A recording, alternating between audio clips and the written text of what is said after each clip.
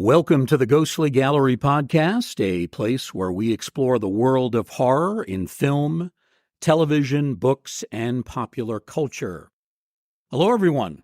Welcome. My name is Bruce Markison, and as always, I'm joined by our producer and co-host, Tracy Asteria. Tracy, as always, welcome to the program. How are you doing? I'm doing great, Bruce. I'm super excited about welcoming our guest tonight. Yeah, I'm excited not only for that, but it's also a milestone episode for us. It's our 25th episode. Who would have thought we'd get this far? In about half a year, we've been doing this for about 6 months. So 25 episodes. That's a nice round number. And it's especially great that we have with us one of the best authors and historians on the subject of horror. His name is Gregory Mank. Greg has written numerous books, including, well, the first book that I read from his collection, Bela, Lugosi, and Boris, Karloff, the expanded story of a haunting collaboration.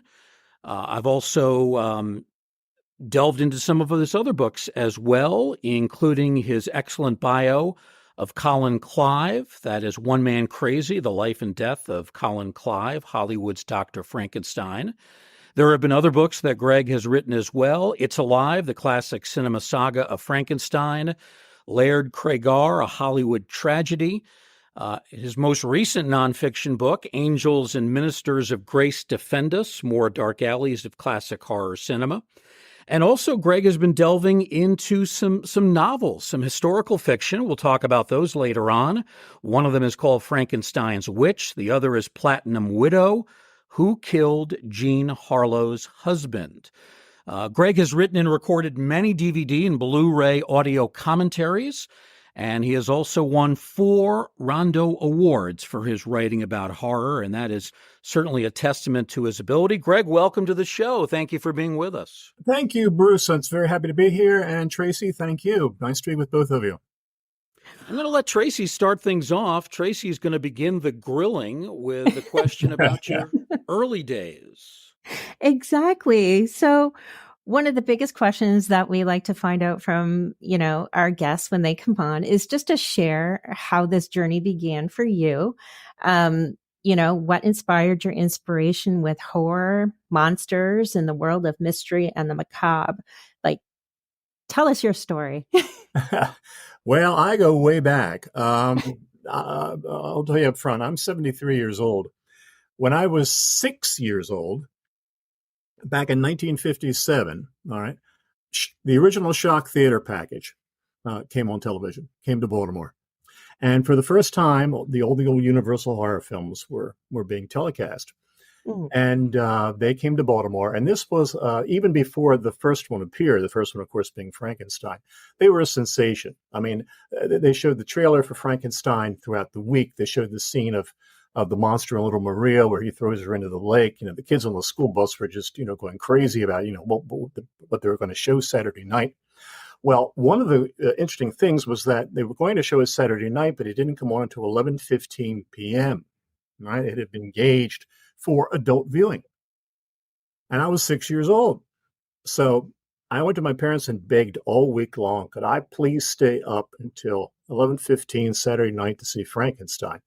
And I think they were both, eventually, I think they both were so amused that I would be interested in something like this, that they agreed to sit up and watch it with me. And they said, all right, we'll sit up and we'll all watch it together. Next day's Sunday, so, you don't have to go to school and you can, recover. So I stayed up and the show came on, and it had not been on for, I don't think, 7 or 8 seconds. And I said, I don't want to watch it. And I bolted and ran up to bed.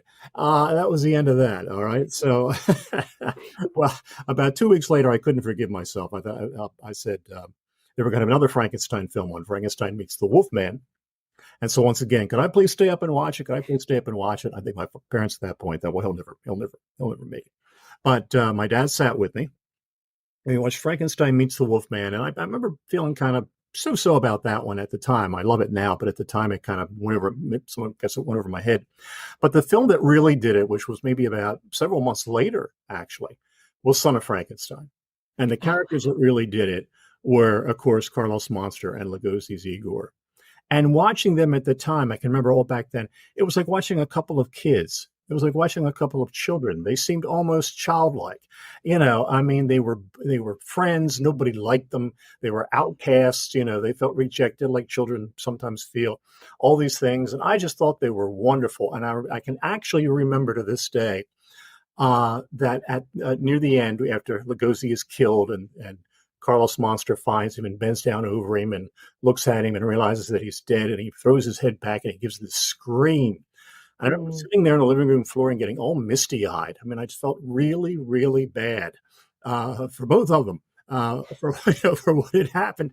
And I thought, oh, wow, I'm hooked. I'm absolutely hooked.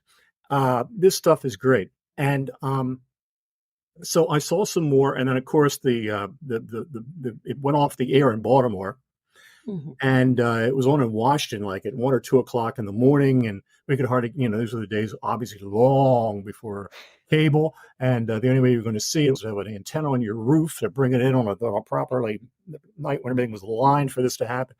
And so I didn't see very many for a long time, but then eventually, did start to catch up. And I was amazed that the bond there hadn't broken, that I was still fascinated, that they were still great, that I still wanted to know about them. And with me, something that hit early on with that movie was the fact that I not only were the characters cool, not only was the monster fascinating and Igor fascinating, but Karloff and Lugosi were fascinating. It was like, I wonder what these men are really like. I'm thinking of this at the age of 6. Okay. I wonder what they're really like. I wonder what happens when they walk down the street and people recognize it. Do people boo them? Do people throw things at them? Do people run away from them? What is it like to be a horror star? What do they have to go through, to make a living doing this? At that point, Lugosi had died. He had died the year before. But Karloff was still alive, and he was still very, very busy in doing a lot of television work and so on and so forth. And so that hit, that just absolutely grabbed me and didn't let go. And here it is. All these years later, that was 1957. And here we are in 2024. And here I am talking to you great people tonight about the same topic. So, yeah, Wow. an addict. I guess that's Oh my goodness. Oh, that's amazing. At the age of 6, it just was something about them that I could relate to as a kid. It just was something there, and it stayed. And so yeah, so that's what it was all about. Oh, I love it. Thank you for sharing. No, you're very welcome. Thank you. So, Greg, your parents were really lenient, and this is 1950s. This is a time when probably not many parents, if you were to take a survey of parents in the mid-1950s, I don't know that many would have been all that willing for their son to, at 6 years of age, watch some of these frightening movies, but your parents were a little different. Well, yes and no. I think they thought it was something that was going to blaze out very quickly. I do remember about the same time, maybe a few months later, that the three of us, my mom, my dad, and me, watched the Spencer Tracy, Dr. Jekyll and Mr. Hyde. That was also on a Saturday night and was actually on in competition with Shock Theater on a different channel. And I think in that case, they figured this would be all right because, after all, Spencer Tracy was in it, and Ingrid Bergman was in it, and these were big, legit talents. These weren't people. Not that that anything was wrong personally with Karloff and Lugosi, but these weren't people who made their living scaring. People. These were great stars. So if they did it, it must be a good movie. And I remember watching it, and it's funny because as I'm sure you are, being familiar with that movie. There's a lot of really wild stuff in that 41 film. A lot of sexual play, masochism, and all kinds of things that they dared to get into in that film. And I'm actually surprised my parents made it through to the end of that one with me. I would have thought that once Spencer Tracy started, chewing on grapes and spitting them into Ingrid Bergman's face like he did in the movie, and they would have said, "Okay, that's it, time to go to bed." But we made it to the end, and but no. And I think as I got older, in fact, I remember at one point God bless them, they were wonderful parents, and they very rarely I got away with murder, and they very rarely disciplined me as they should have. But at one point, I did something wrong. I remember one night, they sent me to bed, and I heard my mother in the living room saying to my father, Greg was always a very good boy until we let him start watching those horror movies. And so I don't think they trusted them very much. I think they wanted to make me happy and let me watch them, but I think if they had their choice, they would have said, no, watch something else. That 1941 Jekyll and Hyde movie, we're going to get more into that because you discuss that in your Angels and Ministers of Grace Defend Us book. Yes. But I want to talk about the first book of yours that I read, and that was your volume on Karloff and Lugosi, which I loved and really kind of made me a fan of you right from the start. Thank you. You talk about their relationship, the 8 films that they worked on together. For years, I had heard stories that when they first collaborated, 1935 and The Black Cat, they hated each other, and this spawned an incredible rivalry. Not really the true story, is it? No. First of all, they were both very, very much, European gentlemen. They were very much. I doubt if there was ever a crossword between Karloff and Lugosi in the 8 films they made together. They might have possibly, one of them did something that fired up the other one, but I would imagine if they did, they wouldn't have said anything, and that they were they were perfect gentlemen. And that was the way they worked. They were always gentlemen with everybody that they worked with. That was part of their professionalism. Was the fact that they weren't prima donnas and they weren't temper tantrum throwers and they weren't, these kind of actors. I think Lugosi put it on a little bit sometimes because it fit his character that he was kind of, imperious and withdrawn and these kind of things. But he was actually a very, very warm man and very, very emotional. And so I think that the only real problem that came up over the years was maybe in their first film, there was a little bit of uneasiness because I think that Karloff picked up the fact that Lugosi was a little suspicious, that he thought that, after Karloff had the big Universal contract and that they were going to throw him the film, they would throw Karloff the film, and that, they would play tricks on Lugosi and he would stage him and he would do these kind of things. And of course, Lugosi had worked with actors like that. So it wasn't that that was an unusual thing to happen. You would work with someone who would behave that way. And Karloff didn't. And Karloff said later when he realizes he put it, I didn't go in for that kind of nonsense. I didn't do that sort of thing. Then we became friendly. Were they, great pals? No, because they had, as Karloff always said, they had very different tastes. So, the example they always use is that Karloff loved cricket and Lugosi loved soccer. But they also had a lot of things in common that, brought them together. They were both founding members of the Screen Actors Guild. They were both passionate about their work. They both loved acting. When they first met, they had both been married about 4 times. So I don't know if that would necessarily been a bond that would have brought them together. But I mean, they could have sat down one day and said, "Oh, let me tell you about the third one I had," something, or something of that nature, and it could have related on that score. So there were all kinds of things that they could have related on. They perhaps didn't get as close as they might have or should have. For whatever variety of reasons. But Karloff was very British. Lugosi was very Hungarian. Karloff had always British friends who played cricket and, had tea and that sort of thing. And Lugosi had his Hungarian friends who did, had such great love for their old country, and they hung out together. So there wasn't too much of a chance for them to get together. The place where things could get a little dicey was after Lugosi died. And of course, sadly, tragically, heartbreakingly, it was a very sad end for Lugosi. There's certainly no disrespect intended when we say that he really went through hell at the end of his life with the alcoholism and with the drug addiction and with the various other problems. And Karloff knew it. When Lugosi died, a lot of the press, interviewers over the years for years, came to Karloff and said, tell us about Bela Lugosi. Isn't it a shame he died the way he did? Isn't it a shame he died in poverty? Isn't it a shame that he died poor? Isn't it a shame that he this, that, and the other thing?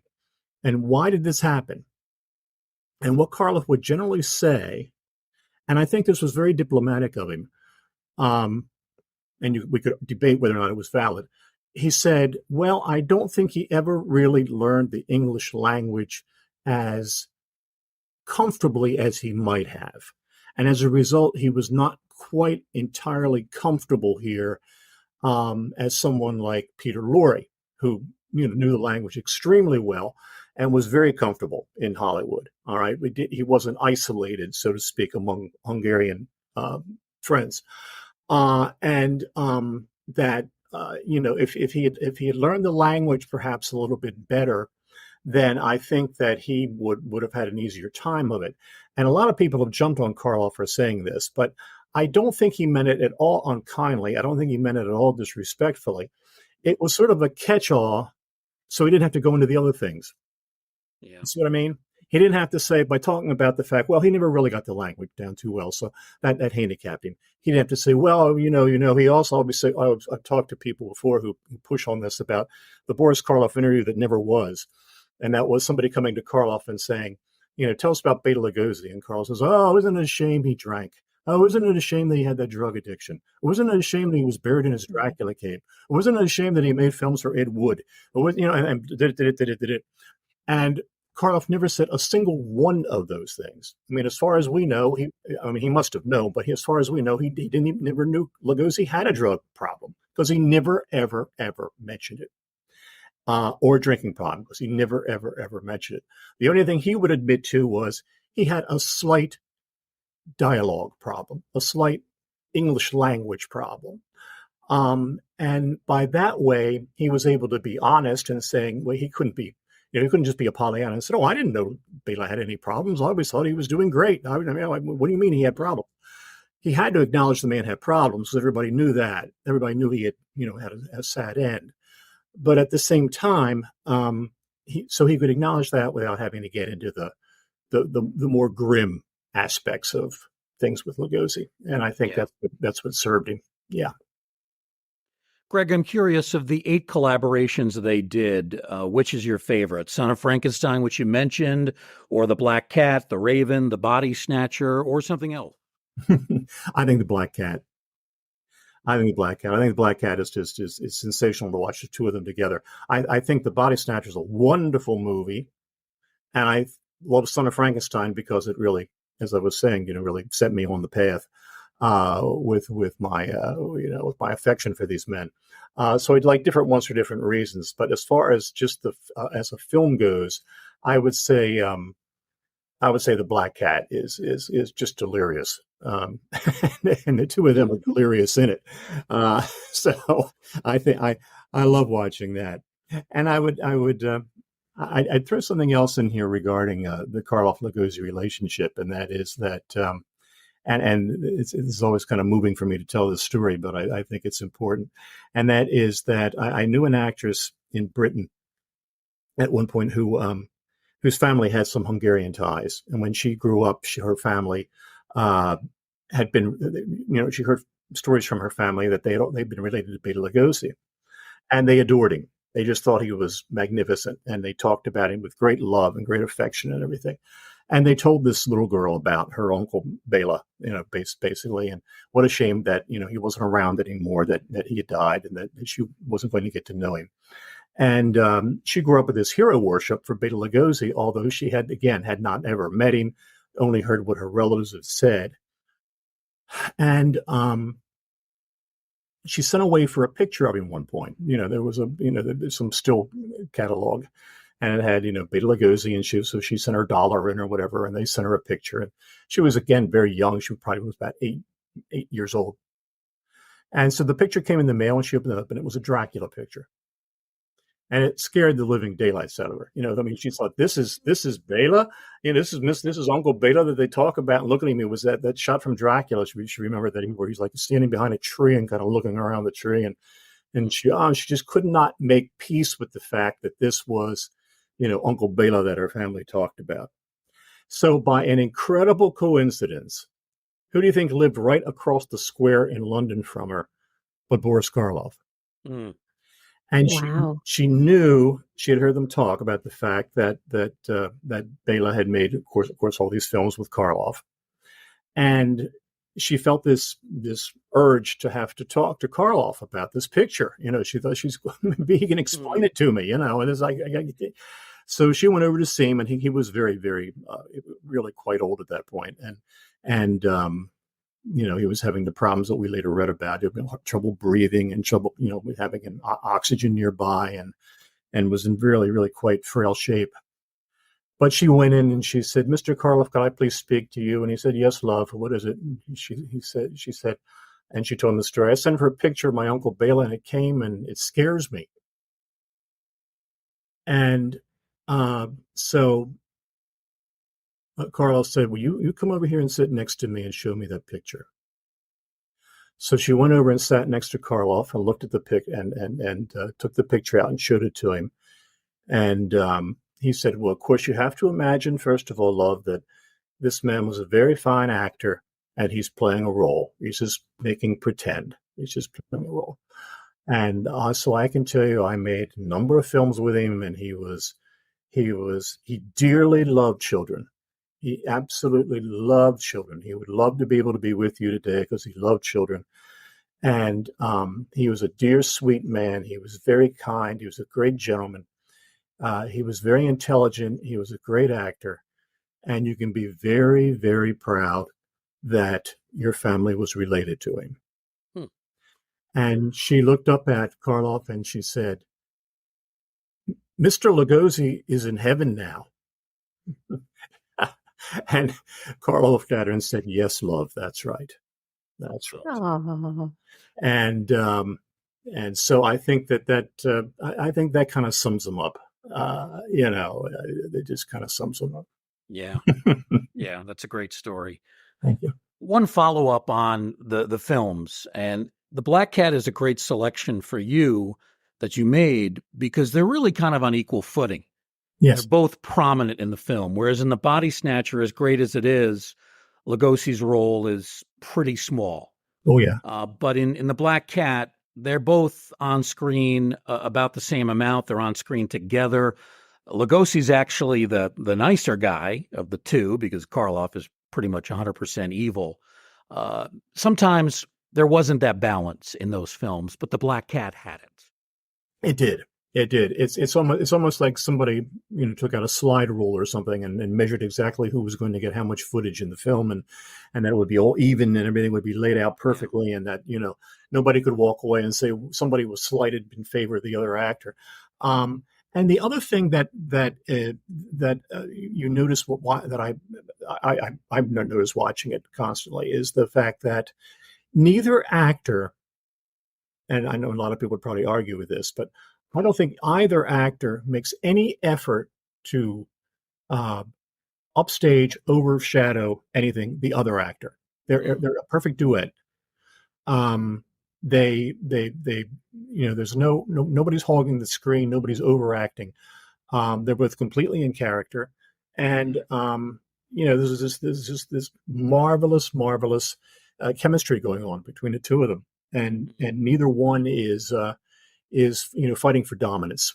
They're letting the story roll along in its own sick, crazy way, and they're just they're to propel it, and they're great. They're it's great professional Hollywood acting, any kind of acting. Greg, let's talk about another iconic actor whose career ended up being much shorter than Karloff and Lugosi, and that's Colin Clive. You did a full-length biography on him. What motivated you to really want to delve in depth on Clive? Because he has been forgotten by a lot of people. He has. He died in 1937, so he's been gone a very long time.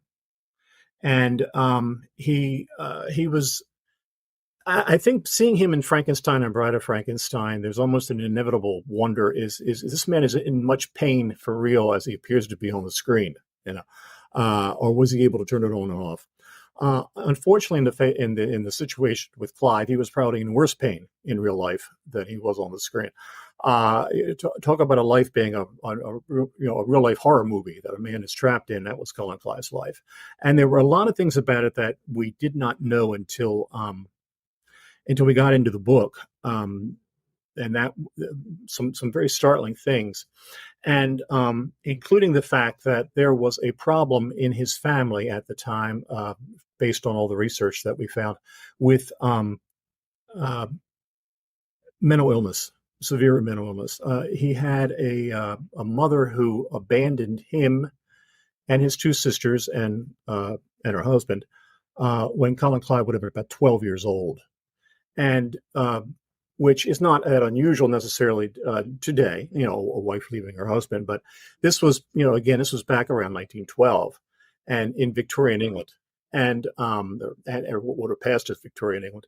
And women, to use the cliche, women did not behave like that. The women of the upper class. I mean, they would not have done something like that. They wouldn't have just suddenly taken up with another man, moved in with him, and then gotten on a ship with him and taken off to another country and left her family behind. All right, so today people would have made peace with that, perhaps, but although it would have still been painful. But in his time, it must have been a terrible, terrible blow to him and to his sisters and to his father. He also had an uncle who was in an asylum on the island of Jersey, and we were able, by great fortitude and luck and resourcefulness on some of my fellow researchers' parts, that we were able to get the papers from back at that time, and there was the man's name. And next to his name in the list of the reasons that he was there, it was kind of frightening. It had the word lunatic. Wow. Name lunatic. So Clive grew up knowing about this, and in those days, I mean, at no time is it a comfortable feeling for a family member to learn this, but in those days, in the early part of that century, it was a terrifying curse on a family to be in a family in which somebody was actually medically designated to be mentally ill, severely mentally ill, to the point that they would be incarcerated in an asylum, or and along with that they would have a mother who behaved in, if you will, such a lascivious way at the time that she would just ditch her family and take off. And from what we found, apparently this was not the first time she ditched. I mean, she eventually ditched that man and went with another one, and so on. And so I guess this, that he grew up frightened of what he was going to become, and it's a very, very sad thing to see. And so it wasn't really an act, seeing him in the movies and seeing the kind of pain he went through. And so he became very, very, very obsessed with that. And he was, from a young age, a very severe alcoholic. And it's rather ironic. He achieved fame in London on the stage in a play called Journey's End, in which he played a captain who was afraid who coped with his fears during the war by drinking. And he basically became an actor who coped with his fears also by drinking. And so it was, he sort of, the role that made him famous, this was pre-Frankenstein, was sort of the role he played for real, is sort of who he was. So he died very young, much, much too young. And there's a picture he made, I'll just mention this, called History is Made at Night, in which he plays a jealous husband. And it's very near the end of his life, and it's just painful watching. I mean, he's like falling apart on the screen. And there's a story about, there's a scene where he has with Jean Arthur as his wife, and they said that they had a terrible time filming it because something about the scene really upset him, and he just kept breaking down and sobbing while he was trying to play it. And they had to keep doing retakes after retakes to get him to get the part, get the scene completed and to get the part finished. So very, very sad man. Apparently a very, very, very, wonderful man in some ways. He was very nice. It's interesting how many Cullen Clive autographs are out there. For example, I mean, he never said no to an autograph hunter. You know, you can go to almost any British autograph seller and say, I want a Cullen Clive autograph, and they've got them all over the place. Even though he's been gone all these years, he signed everything. He signed pictures. He signed papers. He signed menus. He was apparently a real gentleman, and he loved horses, and he loved animals, and he loved dogs, and he was a very great guy. But he had this terrible curse on him that passed on him. Yeah, so it was a very painful book to write. And really, it was quite. I almost felt when it was over that I needed a couple of months to recover from it, because it kind of got under my skin. Greg, you did a great talk about Clive at the 2018 Monster Bash convention. And as I recall, you talked about him as someone who got incredibly nervous about performing on set, stage fright. Yes. I guess he never really recovered from that, did he? He did not. And in a way, he was really in the wrong profession, because, I mean, most actors get a certain degree of stage fright, although it's not so much that they're afraid of the audience as it is they're just kind of afraid of themselves, that they won't do a good job that night, or they'll make a mistake, or they'll do something that, they'll be kicking themselves about when they go home that night. But in his case, he really was. He was extreme. He was not an egotist by any stretch of the imagination. And so the idea of going out in front of all these people every night on stage or in front of a film crew, just terrorized him. And, if ever a man, again, was in the wrong profession, it was Cullen Clive. There were a number of professions which suited him very well. He would have been, and I mean this with highest respect, he would have been a marvelous farmer. He loved to grow things. He loved to plant things. He loved flowers. He loved, all these sorts of things. He could have, if he had a place in the British countryside where he could have done all those things, he probably could have somehow adjusted better to life. But he was in a profession that just was burning him up. And the incredible thing was he was so good at it, nobody would have ever known. I mean, he just was. That was the thing, that they couldn't let him go. He couldn't let himself go from it, because he was doing so well and making so much money and so impressive and everything that it was like, I can't give this up. Obviously people want to see me do this, so I'll keep doing it. But it burned him up very, very fast. In 2019, Greg delivered another wonderful talk, this time about another actor who had a tragic fate, Laird Cregar. Tracy, I wish you could have been there because Greg kept this capacity crowd at the Monster Bash convention in place for a solid hour and 15 minutes. I mean, people were just captivated, including me. And I had really never even heard of Laird Cregar, and I learned so much that day. He made two outstanding films in the 1940s, The Lodger and Hangover Square. And in The Lodger, Greg, you said that Cregar put forth, quote, a breathtaking performance, gentle at first, but a rampaging monster, end quote, by the end. One of the best performances you've ever seen, right, in Hollywood? Oh yeah, as Jack the Ripper. Yeah, and that's another childhood memory of sorts, and that was that there was a kid about the same age as when I saw Shock Theater, turning on this television set. I remember it was a Sunday afternoon, and there was the last 5 or 10 minutes that The Lodger was on. And at that point, he's going crazy. He's being pursued through the theater by Scotland Yard, and he's completely out of his mind. And he's running over a catwalk, and the shadows from under the catwalk are coming up and like rippling up and down over his body. And he looks like some, horrible hybrid of zebra and human monster. And I remember again turning to my dad and saying, "Who's that? Who's that?" He said, "That's Laird Cregar." And I said, "I never heard of him." And he said, "Oh, he's been dead for many, many years." And he had died in 1944. And but he did a handful of movies, but that one, the Lodger is his most famous one, and he just absolutely blew the roof off the theaters when he in that performance. He was just absolutely he was incredible, he was mesmerizing, and loved it. Absolutely loved it at that point. And then within the next year, he didn't love doing horror films anymore. He wanted to change his type.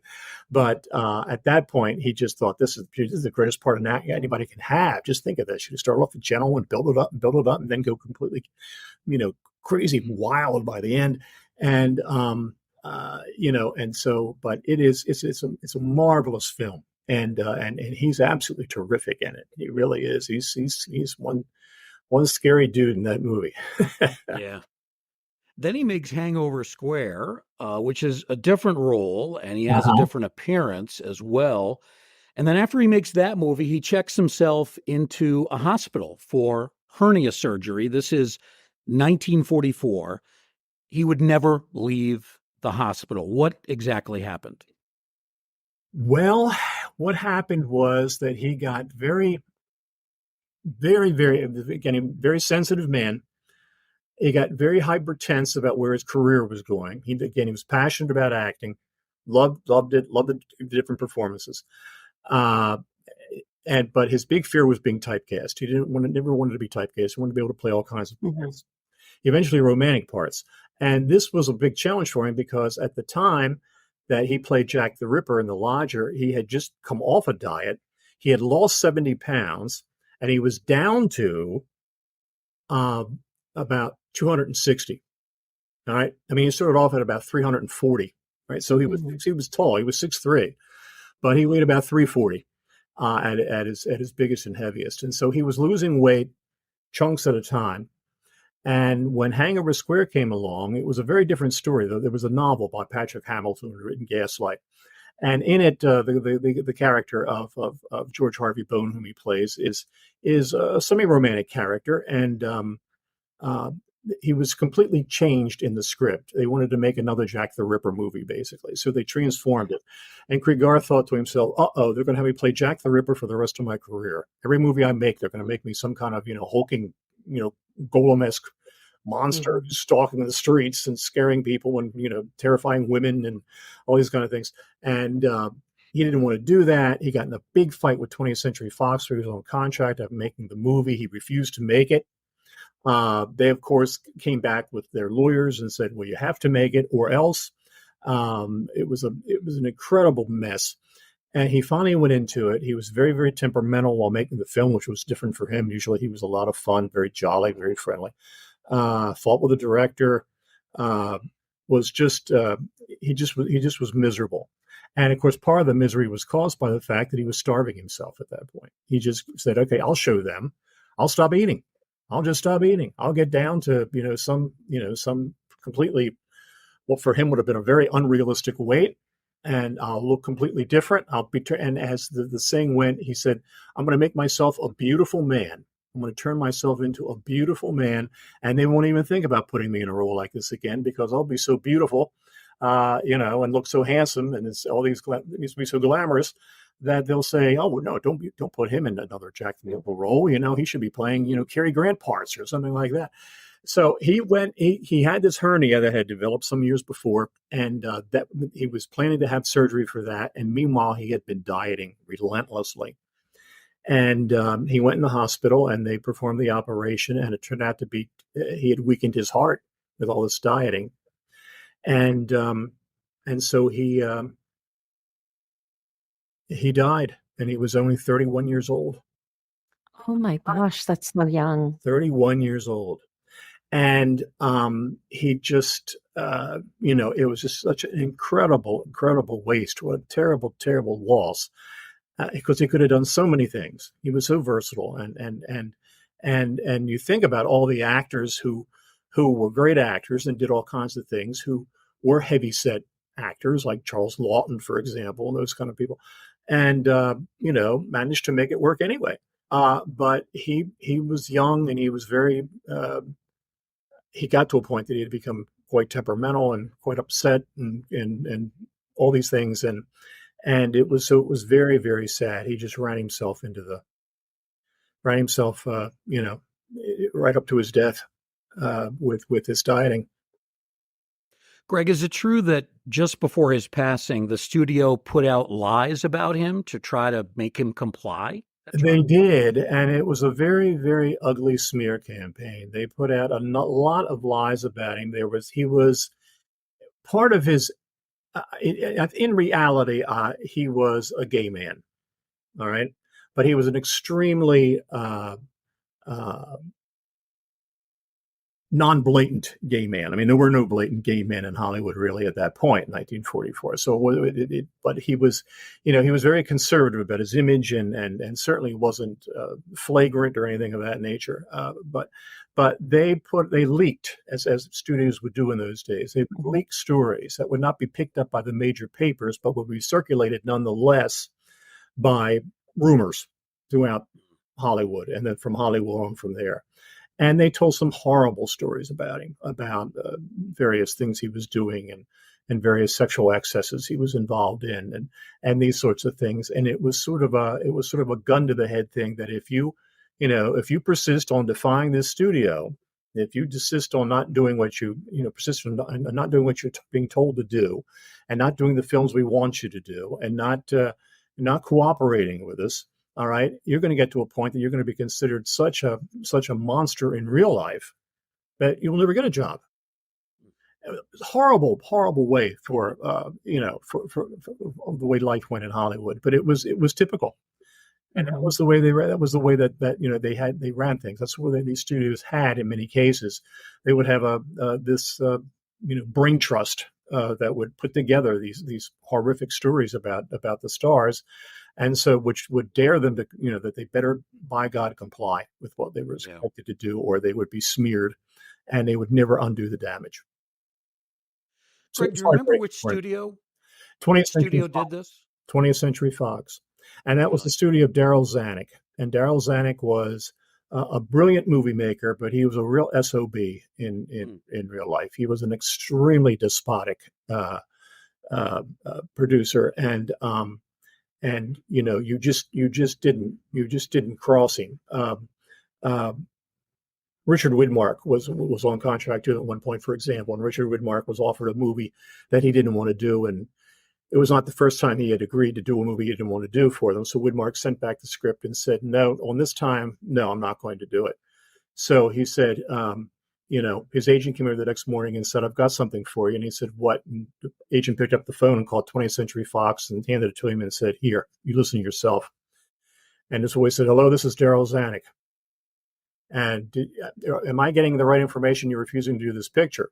And Widmark said, "Well, yeah, I've done like 3 dogs for you at this point. I don't want to do another one." And, he said, "Well, you miserable SOB, no good, blah, blah, blah." He said, "I will ruin you personally. I will ruin you professionally. I will ruin you socially. You will not be able to show your face in this town if you don't do this picture. We will attack you on every single angle we can attack you on until nobody will hire you." And so he said, and they said to Widmark, "What did you do?" He said, "I did the picture." I didn't have a choice. I figured I can't stand up to that kind of, insane,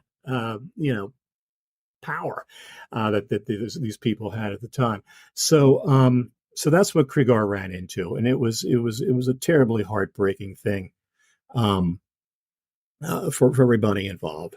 And he's buried I don't know if any of you have ever been to Forest Lawn in California, and the big cemetery in Glendale. And, so many famous people are buried there. Jean Harlow and Clark Gable and all kinds, Carol Lombard, all kinds of people. And anyway, when Cregar died, he was buried at Forest Lawn. And on one of my early trips to California, I decided I wanted to visit Laird Cregar's grave. And the reason was because it was very strange. I seemed to have a contact with him in this sense, in that he only made a few movies, but it's like every time something important came up in my life, a Laird Cregar movie came on television. But there he was, all right. I turned on the television, there was Laird Cregar. So, and I thought, isn't that weird? And then eventually, what happened was, when I was very young and trying to get my foot in the door writing something, I wrote an article, a story about Laird Cregar, and it was picked up and it was published. And I thought, gee, Laird, thank you. It seems like you're kind of following me around. And it was a fanciful kind of thing. I didn't really swear by it, but it seemed coincidental that he was. That these things kind of happened with him in mind. At any rate, this was 1981, and we decided we were going to go to Forest Lawn and visit Laird Cregar's grave. And I wrote to them and asked if I could, if they would give me the information where he was buried. And they sent back a letter and said, "Yeah, he's here, this spot, this, so on and so forth." So we went over on December the 9th of 1981, which was significant because he died on December the 9th. Right, that was the date of his death. And I was a little reluctant to go because of the fact that I thought, well, maybe there'll be family there or friends or somebody else will be there. And, the stranger will walk in and say, yeah, I'm a Laird Cregar fan. I just thought I'd come over to them, visit, pay my respects. And they'd say, get out of here. But no, there was nobody there. There was nobody in the entire cemetery. It was so strange. We got there late in the afternoon. The place is enormous. I mean, it's just this enormous cemetery. And you could look from, all the way around, and you couldn't see a soul. There was nobody visiting any graves. There was nobody anywhere, any place, in the whole thing. So I went up to the booth, showed him my letter from the VP saying where Cregar was buried. She said, okay, you go up here to a section called Eventide, and you'll get out here and you'll walk up. Anyway, we couldn't find it. Then we came back, and we eventually did find Eventide, and they had the sprinkling system on. And there was water everywhere, squirting all over the place. And so, I got out of the car we're coming this far, I'm going to find it anyway. I got out of the car and started to walk and left the door open in the car. And the sprinkler system fell over and it locked, and all the water was squirting into the front seat of the car. And I thought, oh, this is terrible. What a wacky thing to do. So, at any rate, it got later and later. It was almost dark. And finally, we couldn't find it. I mean, there were just thousands of headstones all over the little flat headstones all over the place. And I said this was a bad idea. We shouldn't have come here because we're not going to find it, and it's getting dark, and they're going to throw us out, and so on and so forth. And I said, I'll look over here one more time and look over there. And just then, my wife Barbara said, "Greg, it's here. It's here. I found it. So I, ran over to it, and there was the grave. And it had his name, Samuel Laird Cregar, and his dates down there, 1913, 1944. Then there was some grass growing up over top of the marker. And Barbara said, is there writing underneath the grass? So I got down and pulled the grass out from the grave to see what it was. And it was a verse from the Bible. And the verse said, it was from Matthew. It said, I am with you always. Wow. And I thought, okay, Laird, you're with me always. I'm good with that. You can hang around. Yeah. We work together well so far. So let's keep this partnership going. So we've been it was very mysterious and very very strange. And we left and went to a restaurant and drank margaritas for like 3 hours. We couldn't get over it. Yeah. For a while, that had me believing that this was the cemetery scene from Night of the Living Dead. Yeah. At the beginning of the film. And your wife's name is Barbara. And of course, Barbara. The character in that movie is Barbara as well. That's so right. that just jumped into my head right That's there. Right. Greg, let's talk about your most recent nonfiction book, and it's got an interesting title, Angels and Ministers of Grace Defend Us. Yes. More Dark Alleys of Classic Horror Cinema. So let's right off the bat ask you to explain the title. Well, it's funny because I had finished the book on the books we talked about on Laird Cregar and on Cullen Clive, and I decided I wanted to do something else. And I wanted to do something else. I've got the book right here beside me. And I decided that what would be a good idea with this particular book is to do something that didn't involve personalities, because I didn't want to get in any more, personalities that were going to drain me and make me feel exhausted afterwards and so on and so forth. Mm-hmm. I would just write about some films. But then I realized something, and that was that films really do have their own personalities. Their films start off a certain way. They're going in a certain direction, and all of a sudden they get compromised. They get broken. They get changed. They get warped. Sometimes they get better than anyone expects. Sometimes they get a lot worse. Sometimes they end up somebody else's creation than what you think, what you were out to create in the first place, and something else comes along. As it turned out, this book was pretty much not that much different, because the films covered in it were the same sort of things. They were all films that started off with a certain goal, and then as they went along, because of the studio, because of the censorship, because of any number of things that came up, they changed, and they took on a different vision.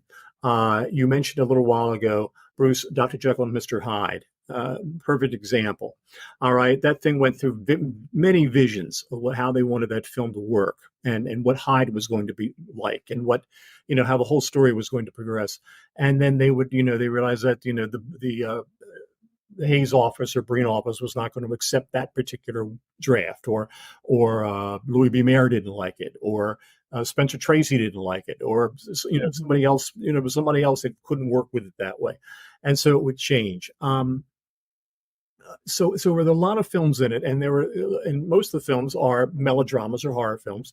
The Rasputin and the Empress, which the three Barrymores made in 1932. Island of Lost Souls, which we could talk about a lot. About the Island of Dr. Moreau that H.G. Wells wrote about the movie with the Panther Woman in it, and, how that all came together.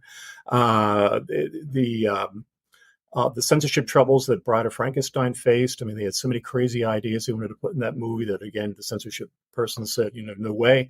That never happened.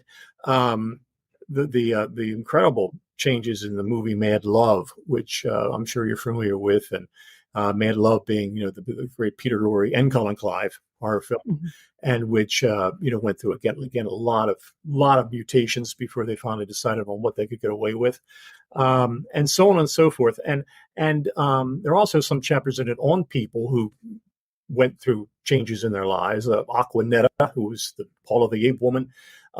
Even a chapter on Basil Rathbone, who was in many ways the most distinguished actor in movies in the 30s, but by the 1960s was making films like Hillbillies in a Haunted House and this crazy stuff just to kind of keep food on the table. I think that if there's a point to that book, is that it's good to have a plan, but you also, if you want to keep your sanity, you have to realize that the plans have to change all the time. They're always mutating. They're always something's going to come along that's going to push you into another area, and to try to get the same thing. And sometimes it's an improvement, and sometimes it is a disaster.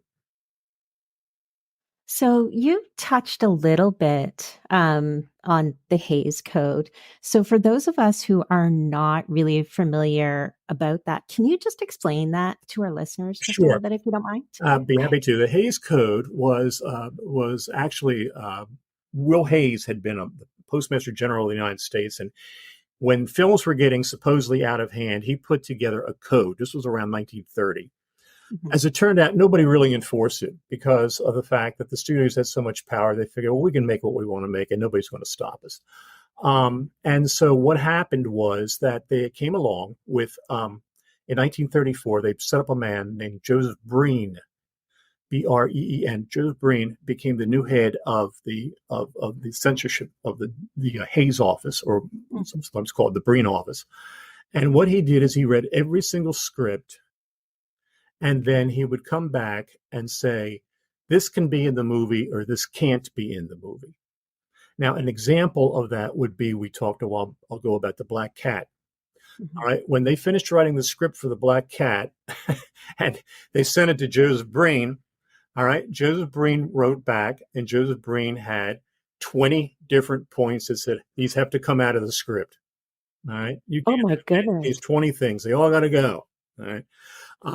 Particularly in that case of that film, it was the killing of a cat. You can't kill an animal on the screen.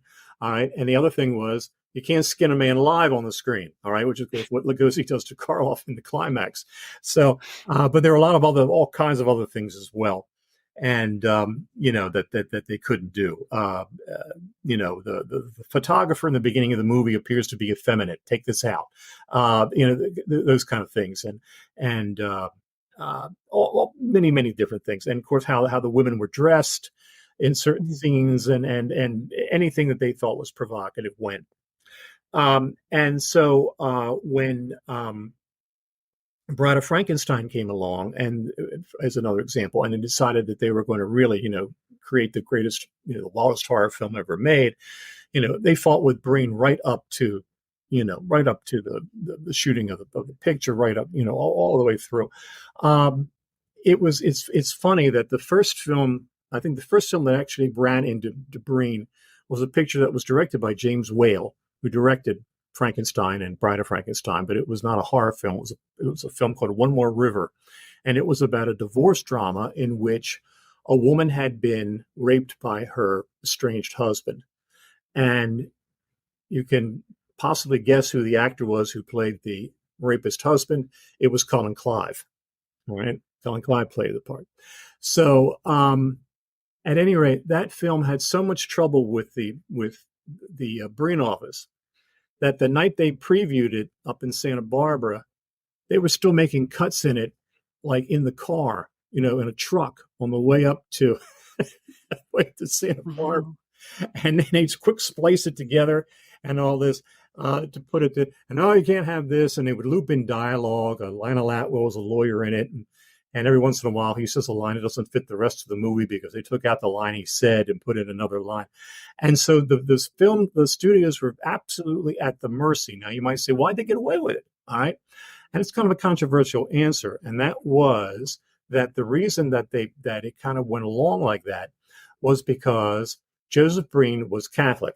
Actually, he was a former seminarian, right? He had actually studied for the priesthood. Most of the moguls in Hollywood, the heads of the studios, were Jewish. Mm-hmm. All right. So basically what they kept saying was that they were going to take one of the biggest industries in the United States and it was going to erupt into a holy war. It was the saying they kept using, a holy war in which the Catholic Church was going to go after the film industry. And there would be a fight between the Catholics and the Jews about the entertainment product in the United States. So they tried very hard. And actually, you got to give Joseph Breen credit because Joseph Breen really, really worked hard, although some of the changes he made sound absolutely ridiculous. He worked very hard to try to avert that ever happening, and it didn't. All right. We never had the holy war between the Jewish film industry and the Catholic Legion of Decency or the Catholic Censorship Board. Mm-hmm. It never came to pass. And then eventually the censorship mellowed a little bit and mellowed more and more and more. But that was their purpose. Their purpose was to make sure there was nothing in the movies that would be considered to be a mortal sin. Because basically, according to a lot of people who saw these films, they felt that if you went to see a movie like One More River, mm-hmm. you could go to hell. That's what the Catholics were saying. You go see that movie and, you better hope you don't get hit by a truck on the way home before you have a chance to go make confession because you could go to hell for having watched that movie. And so it was very, very controversial and a real hell nest, for them to have to work for. And of course, the horror films where you're dealing with, blasphemy and sacrilege and man-made monsters and vampires from the dead and crucifixes being held up as weapons and all these many other things that all had touches in there in the whole realm of religion. They were special targets for the censors because they were really asking for trouble. Yeah. Greg, as a follow-up on this, was there a lot of material taken out of the 1941 version of Jekyll and Hyde? There wasn't a whole lot taken out, but there was an awful lot that was changed that they never went with. For example, the way Hyde appeared, there wasn't too much. But there is one thing. There were a lot of cuts that were made that nobody really understood at the time, and today really don't understand the full reasons as to why they were taken out. There's all kinds of theories. For example, in the movie, if you watch the movie the 41 Jekyll and Hyde, probably Spencer Tracy's best scene is about 3 minutes from the end. He's Dr. Jekyll at this point. All right, he's not Mr. Hyde. He looks in a mirror in his laboratory. He's afraid he's going to turn into Mr. Hyde, which he does. But before the transformation comes, he stands there, he looks in the mirror, and he cries. All right, he's weeping. He's saying, he's sorry to God. He's apologizing for what occurred. He's sorry he went this far. He's sorry that he got himself mixed up with the human soul, so on and so forth. And Spencer Tracy didn't cry very much in movies. He was kind of a strong, silent type. But he's crying in this scene, and it's very, very moving. And like I said, probably his best scene in the picture, and they cut it out. He just looks in the mirror and turns into Mr. Hyde. They never really have explained that as to why they would feel that had to go. I mean, like I said, some theories as to why, but uh, there was always the worry to a certain extent that some of these guys in the movies would do really horrible things, and then 30 seconds before they died, they'd say, "I'm sorry, God. I'm really sorry. I didn't mean it. Please forgive me. I'm sorry I did it. Okay." And at which point they're forgiven and they're going to go to heaven. And it's like, the movie doesn't want that to happen. They want the audience to think he's going to everlasting hell for having been, having meddled in the human soul or whatever.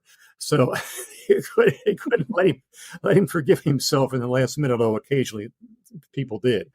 But no, they have in the original script, they have a Mr. Hyde who's like a cone head, and he says all kinds of horrible, terrible things to the women, and he's he's really, really horrific in that picture, in the script, and recites verse and does a real nightmare. And then they thought, well, he's probably too much, let's tune him back. And then of course eventually they get to the Mr. Hyde who's in the movie, who's pretty nasty character, but he's not really horrifying. I mean, if you saw him on the street, you wouldn't say, oh, let me run the other way because this guy's obviously a monster. You would just say, gee, there's a kind of a toothy guy that looks a little bit like Spencer Tracy, kind of thing. And look at those choppers. Yeah. Greg, final question. You've branched out into a different area of writing the last couple of years. You have written 2 novels. One of them is called Frankenstein's Witch, partly set during the filming of the 1931 version of Frankenstein. And you've also done another historical fiction piece called Platinum Widow, Who Killed Jean Harlow's Husband, which actually involves the real-life death of Harlow's husband, but you take some liberties with that. Tell us why you were motivated to get into these areas. I think it's fascinating. It was really, really fun to do. And I figured that, there is this genre now where people are taking, historic fiction, liberties with books. And, of course, in the case of the Frankenstein book, I've labored in those vineyards so long that, I feel like I know so many of the people so well. I feel like I know Colin Clive and I know Boris Karloff and I know all these people. And I thought that, back 1931 was a pretty wild time in Hollywood. The idea of witchcraft in Hollywood at the time was certainly a reality, that there was all kinds of crazy things going on that didn't have a lid on them yet. And so in that book, what happens is that the book is divided into actually 2 parts. The first part, which takes place in 1931 during the shooting of Frankenstein, and how the various very interesting real life people in it, Colin Clive, James Whale, Boris Karloff, so on and so forth, get involved with this pagan, I guess some people would call her, blasphemer and another name, but basically she's a witch. She calls herself, Frankenstein's witch, and who performs a black mass at Malibu Lake and does all kinds of unspeakable things, and who eventually gets personally involved with Colin Clive and causes all kinds of troubles. And then the second half of the book actually jumps to 1967 and the Summer of Love.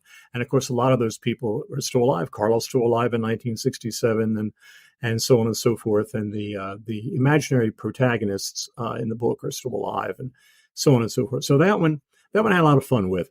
And as I did with the second one, which is very, very much based on the actual facts of the situation with the Jean Harlow great unsolved mystery of Hollywood, really, 1932, when her husband of 65 days was suddenly found dead with a bullet in his brain. And they never have, to this day, really confirmed whether or not it was suicide or whether it was murder. There are a number of people who had excellent reasons in their mind to have murdered him. He also had a number of excellent reasons in his own mind to have murdered himself. All right. He was a very unhappy man. And so there were both, they both, in both cases, it was great to really kind of saturate yourself in all of the atmosphere back in those days, all that was happening, all the different addresses. I've been to many of the places that are described in both books. I remember walking up the hill one day up to the house where Paul Byrne, Jean Harlow's husband, was found dead, and thinking at the time, I thought, anybody could have shot him. I mean, the place was so obscure up in the hills, up at Benedict Canyon. I mean, somebody could have driven up there in a tank and fired it into the house, and nobody would have noticed him coming, because it's so obscure up there. That, and of course, with the Frankenstein situation, again, there were so many things that different places I had visited and research I'd done and everything that I could just kind of pop right into the book. So it's been a lot of fun to do, and a different take on all of this, and it's I'm working on a third one now, so we'll see how that one goes. If it gets to completion, I'm on the final fifth part, so hopefully it'll get there. Nice. Nice. Greg, what's the best place for people to buy those two books and also your Angels and Ministers of Grace Defend Us book as well? Probably the easiest way is to order them on Amazon. And also, if you're coming to Monster Bash, I always have the books there at the conventions. So I'll be at the Monster Bash convention this summer. And that's in July, right? It's in July. That's right. And I'll have both books, all the books with me that we talked about tonight. And be very happy to talk about all this further with anybody who's there. And you and our friend Frank Delastrito will be doing a presentation on House of Frankenstein at Monster Bash. Want to mention that too? We sure will. Yes, I'll be honored to work with Frank. Frank's a great guy and a marvelous researcher and historian, and we have a lot of fun together. Yeah. Greg, we really appreciate your time. You've been very generous with it. Best of luck with these newer books that you've come out with and the current book project that you're working on. We hope to see that published soon. Greg Mank, one of the best horror historians and authors that is out there. Thank you, Greg. Appreciate it very much. Thank you, Bruce. Thank you, Tracy. And you guys have a great night. Again, our guest has been the terrific writer and historian, Gregory Mank. You can visit his website, gregorymank.com.